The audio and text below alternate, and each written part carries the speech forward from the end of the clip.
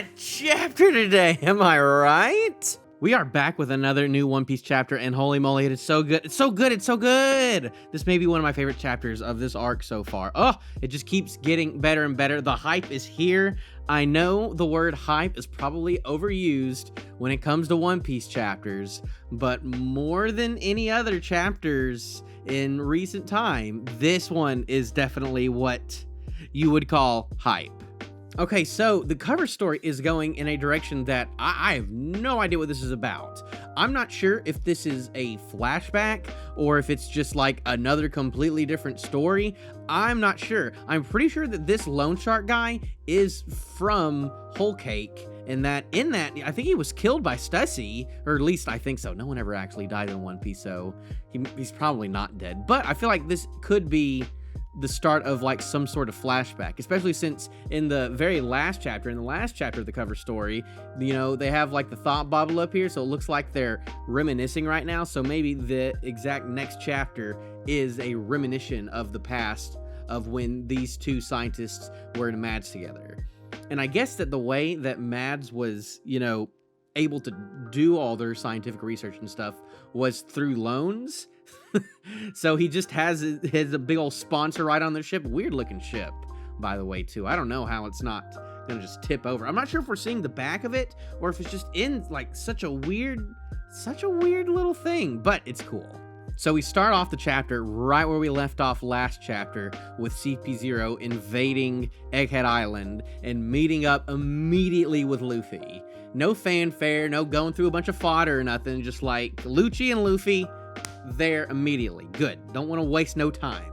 Kaku says some interesting stuff, how, oh yeah, we don't actually have the ability to just attack them right now because he's an emperor. He has a big fleet. He has like it's a big deal. You can't just attack like a huge power in the world like that without a lot of, you know, authorization, because that's what happened in Marineford. You know, they couldn't just attack Whitebeard or anything like that. You know, those big things are giant acts of war, so you have to be careful about that. But you know, both Lucci and Luffy are both the type of people who do not care about that kind of stuff. Luffy says, hey, look after Bonnie, Jinbei, and he's like, oof, which is like an okay, but he actually doesn't, because then all the way down here, oh, who's that? That's Chopper holding Bonnie. And oh my goodness, how big is Kung Fu Point Chopper? Because Bonnie is super small in comparison. Like, I guess I never really realized how big Kung Fu Chopper was, because that looks as big as his like old monster form, or like human form at this point, and it's so weird. I guess it makes more sense that Jinbei would be carrying Atlas, though, instead.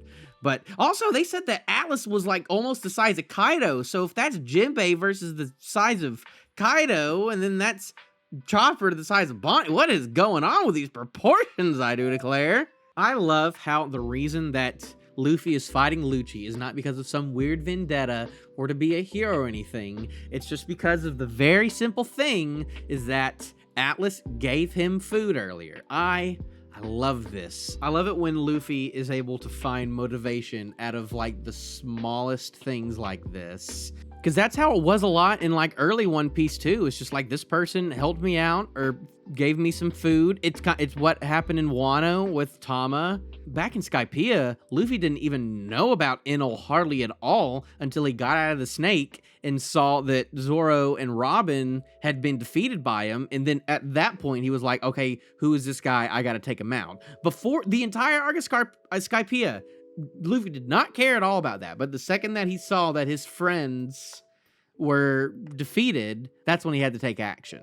I like this motivation better than a lot of this New World stuff that we've gotten, because, you know, we knew since Fishman Island that Luffy wanted to take out Big Mom. We knew all the way since Punk Hazard for like on a whole decade that Luffy wanted to take out Kaido.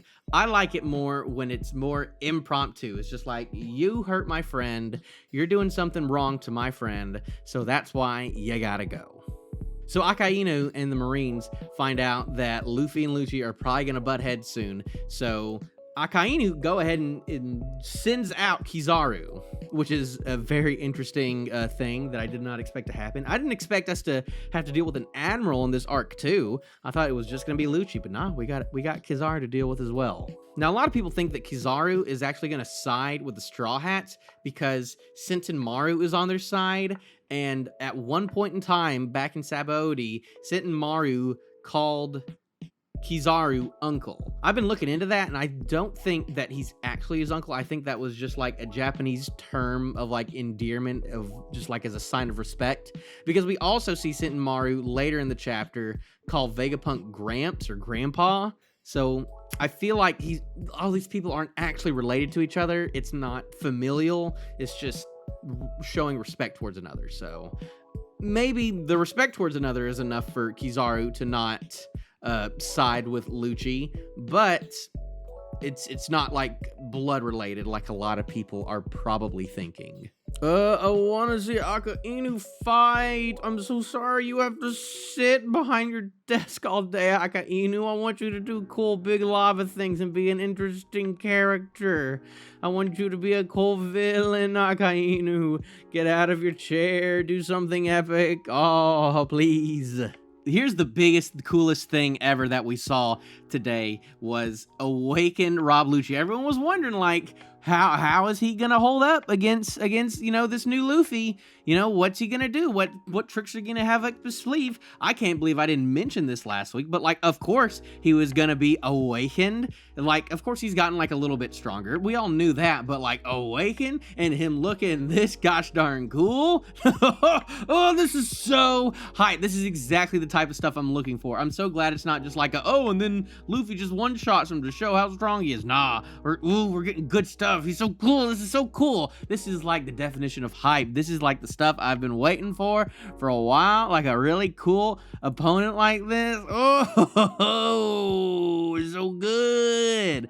I was marking out when I read this. I was like, oh my goodness, he's awakened. And look at all this though. What is up with the flame clouds around him, similar to Luffy's? So is this something that like only awakened devil fruit users have? Because we've seen this on Lucci now, and obviously on Luffy with his cloud thing. And then we've also seen Yamato with it. We don't know if Yamato was ever awakened, or if it's just different because Yamato's mythical. Of course, Luffy's mythical, but then Lucci over here is awakened with just a regular cat fruit. But then we also have Chopper with the regular human fruit, and we're pretty sure that we've seen his awakened form with Monster Point. We've never seen anything. We don't have any cool fur clouds or anything around his back, so maybe he's not awakened. Maybe it's not for every awakened zone user. It's very weird and confusing. I need to see this happen like 1 or 2 more times on an awakened zone user to really say, okay, so we're seeing awakened Lucci. That's epic. That's awesome. But here's the deal. Why did we not see an awakened Kaido in Wano? That still irks me. That's still probably one of my biggest disappointments and letdowns in Wano, is that we never saw Kaido or any of the Beast Pirates or any of the Tobi Roppo ever awaken. It feels like all the zone type people should be doing that, but the only person that awakened in Wano was Luffy. Even while Kaido was fighting Luffy, he still didn't awaken himself. And it's just like, I'm glad we're getting it with Lucci. At least we get to see a real awakened person. Maybe this will be explained later in the story through flashbacks or Kaido coming back or something. But I still feel like it was very much a missed opportunity. I think the climax of Wano would have been much, much better if we saw an awakened Kaido. I'm wondering if the cloud flames around him are sort of an homage to, like, you know, the flying Nimbus that Goku used to ride on. Or also, I think that the actual Sun Wukong from the Chinese story also flew on a cloud. So I wonder if the clouds around him are sort of an homage to that. I just thought about that now. Maybe that's an obvious thing, but I don't know, something I thought about in my head. It's similar to, you know, the flying Nimbus that Goku would ride on in Dragon Ball. Obviously, this chapter is hype because of, like, that Lucci stuff. And a Sing Gear 5, actually, for the first time in a while since the big Kaido fight, like, officially, finally, oh, it's so good to see Luffy in Gear 5 again. I didn't think it was going to make me this excited to see him like that again, but oh, sure enough, it's like, oh, it's so hype seeing him with his big old grin on his face. He looks so cool. Like, the more and more I see Gear 5, the more and more I really, really like it, especially after Film Red. You know, if you saw Film Red, then you know what I mean. Besides all the cool hype moments that we've seen from seeing, you know, Awaken Lucci and Gear 5 Luffy, we also get a bunch of lore dumps and exposition and a lot of crazy reveals this chapter. So much happened in this chapter. It is insane how much things have been packed into these chapters during this arc. The biggest takeaway from these couple of panels that I got was actually the very first one, where he mentions that the Gum Gum fruit was not in the old Devil Fruit encyclopedia at all. So a lot of people are saying like, oh, if Luffy has the Nika Nika fruit, then who has the Gum Gum fruit? Apparently, there never was a Gum Gum fruit. The Gum Gum fruit actually doesn't exist, which makes kind of sense because rubber is like this weird, unnatural thing. But of course, there's the jacket fruit, so there's a lot of unnatural things going on in some of these devil fruits. But this line right here explains a couple of things. For one, the elders, a lot of people were saying like, how did they not realize sooner that the guy who was a rubber man was actually the sun god Nika? A lot of people were saying like, how would you not know that the person walking around with the Gomu Gomu no Mi actually had all the changes and stuff? But apparently the Gum Gum fruit was never a thing, so they wouldn't have known exactly that Luffy was the person with that fruit until it became more and more clear throughout the story. So that's why he wasn't immediately taken care of back in the East Blue. This also means that Shanks is definitely a liar, and Shanks definitely knew what that fruit was whenever he stole it from the world government. Shanks may have been the person to actually come up with the idea of the Gum Gum fruit in the first place. So that must mean that he actually knew that the Nika fruit had the abilities of rubber to begin with. So, this opens up so much stuff. What does Shanks know about this fruit? Why did he want it? And did he actually want to give it to Luffy? Like, things are starting to become more clear that it wasn't just a coincidence that Shanks stole this specific fruit. So the next super huge bomb drop that happened is that the theorization from Vegapunk that devil fruits are a manifestation of the desire to see how different paths of evolution can play out. So there's a lot to unpack here. There's a lot of stuff he says, and I'm not entirely sure what all of it means. A lot of this stuff is very theoretical, and I am definitely going to need to see this in practice in the story to exactly get what he means out of all of this. So the way that I'm interpreting all of this devil fruit stuff is that back in the day, back during the Void Century, this ancient kingdom, they're the ones who manifested these powers out of their desires. I don't think that it's something that people have been doing in the modern day. They've been getting those powers from fruits, and they don't specifically have those desires that connect to the fruits nowadays. But the connection between the powers and the desires came from people long ago.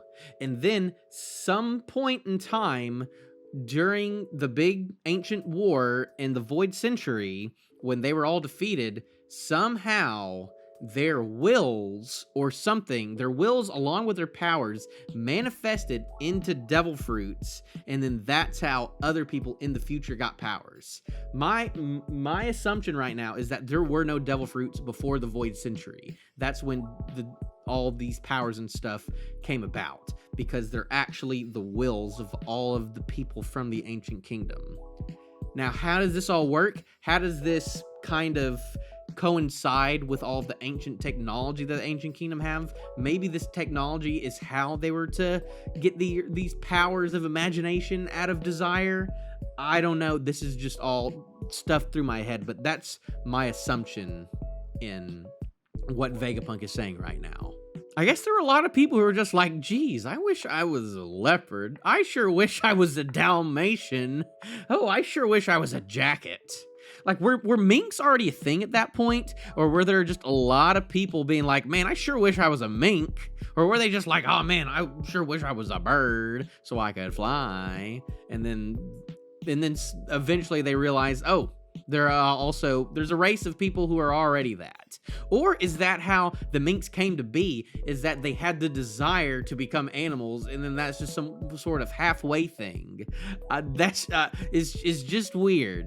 Was there someone at some point in time where like, man, I really wish, if only I could turn people into toys and make everybody forget about them once I touch them and turn them into toys? What? Who's thinking that? Who had that thought in their head, I do declare.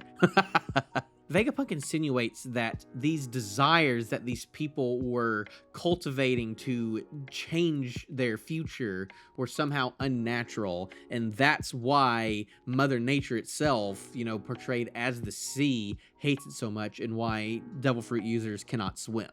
I feel like the obvious metaphor for these desires is, worldly sins, which, a lot of people say are unnatural, some things that we should not be doing. A lot of people reject that. A lot of people like that idea.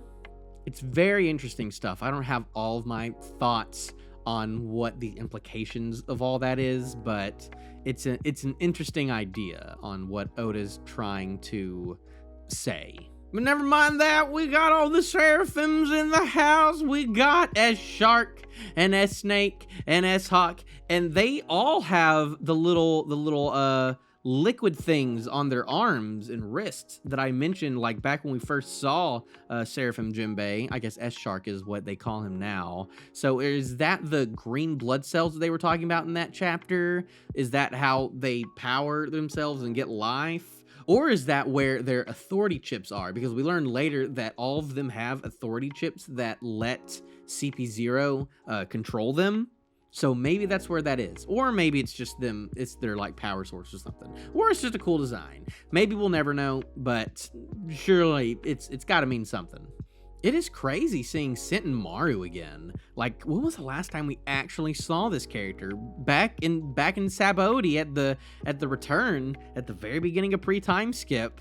That's the last time we've seen him, and he's made it all the way back here, I guess. Hasn't really been mentioned at all until this chapter in Egghead. I feel like we probably could have seen him a little sooner, especially since he kind of gets one-shotted later in the chapter. So we didn't get to see a lot of Sentinmaru. I like him. He's a very interesting character, especially when we first met him back in Sabaody, because he was the first like real hockey using opponent. And I feel like he was known as like a big defensive guy because, he's like, oh, he knows, he has really good armament hockey. He's really good at blocking. But as we find out, very, very soon, oh, maybe his defense isn't as good as we thought it was. The Seraphim over here, they have a hierarchy. So we got the Elders first, then Vegapunk, then Sentinmaru, then anyone with a chip, which is like where CP0 would be. So I'm wondering, I feel like this is kind of an L on CP0's part. They probably should have thought this through, that like obviously they weren't going to have control the second they got on there. That's what I said back when we first saw the Seraphim Jinbei, back when we first knew that they were coming there. I was like, what are you going to do with him? He's obviously going to betray you, and he's going to work alongside Vegapunk when you show up and try to attack him with it. So what's your plan here? And I guess the plan was to immediately take out Sentinmaru, so then you have control over him. Of course, still, if Vegapunk gets to them, he can still take control of them, but as we saw with Atlas, Vegapunk isn't as strong as I thought he was gonna be, because I feel like Atlas should probably be the strongest out of all of the Vegapunk satellites. Maybe Lilith is strong. She's evil, but she's not violent, so I don't know. And, Pythagoras doesn't seem like he's gonna beat anyone up off of CP0, so I don't know. I thought that Atlas was probably gonna be just about as strong or even stronger than the Seraphim, but I guess not. But yeah, we end the chapter with Sentomaru getting messed up real bad. Is he gonna be dead forever? I don't know about that, but we'll see. But Luffy is gonna be in a bit of trouble right now if we have to deal with an awakened Lucci and all of the Seraphim near him, like with Seraphim Mihawk, who was going head to head with Blackbeard a couple chapters back. So we have to deal with him and an awakened Lucci, and also the Seraphim Jinbei, who has taken on the entire Straw Hat crew earlier. So just those three by themselves, not even mentioning, you know, Kaku and Stussy as well, and all the, I guess none of the CP0 fodder counts, but all of those people.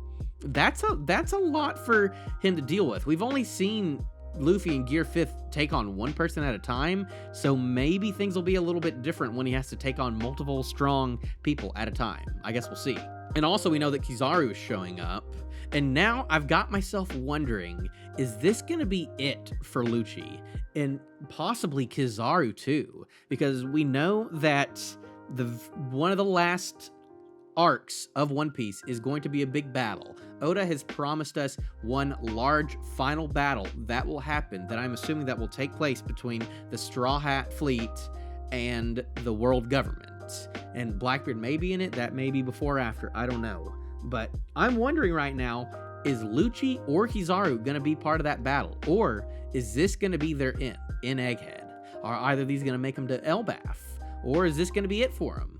Like, someday, Oda is going to draw Lucci, and then he will never draw him ever again.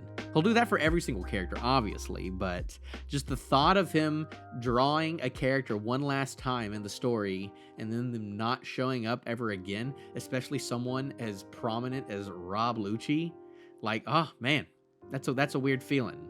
Yeah, these villains aren't gonna last forever, for sure. Lucci's going down. He's still nowhere near Gear 5 Luffy, you know. He's got a couple steps up right now in terms of strength with his awakening, and it's super cool. I'm glad he's not just gonna be one shot or fodder or nothing, but the strength that we've seen from Luffy in Gear 5 form is still gonna beat Lucci, no problem. We will see next chapter. I think we have a break next week, so I may post a gaming video next week. We'll see about that. But until then, I hope y'all had a good time watching this video. If y'all very much disagree with me on all these things, let me know in the comments below. And maybe even like and subscribe if you haven't done that already. I'll see you later, I do declare.